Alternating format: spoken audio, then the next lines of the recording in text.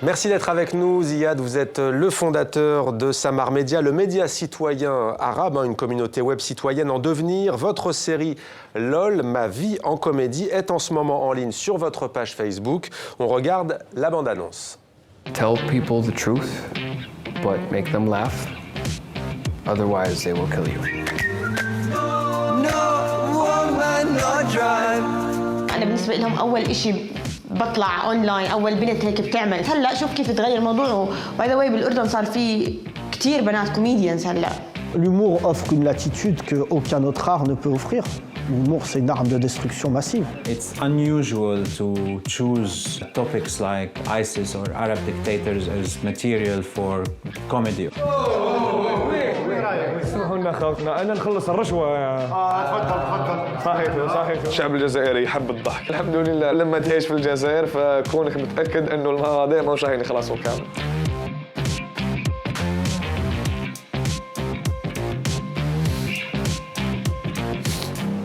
Voilà qui nous fait beaucoup rire en plateau et pas seulement. Ziad, alors premier épisode consacré à l'humoriste saoudien Fahad Aboultaïri. Qu'est-ce qui vous a plu chez lui ?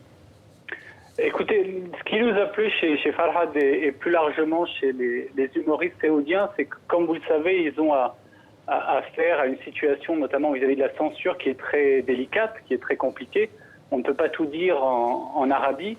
Et ce qui est très intéressant, c'est de voir comment, via l'humour et via l'humour exprimé sur le web, ils arrivent à retrouver certaines libertés et une liberté de ton pour faire passer des messages qui leur sont propres. Alors on se souvient par exemple de cette vidéo qui était devenue virale il y a un an et demi, dont on vient de montrer un extrait, qui est cette reprise du fameux tube de Bob Marley, No Woman No Cry, et qui est devenue à la sauce saoudienne No Woman No Drive, puisque comme vous le savez, les femmes saoudiennes ne peuvent pas conduire en Arabie saoudite, et via l'humour, encore une fois, via cette parodie, via cette satire, ce groupe de comédiens, d'humoristes saoudiens avait réussi à faire passer un message qui est aussi un message de revendication, naturellement, en faveur des droits des femmes.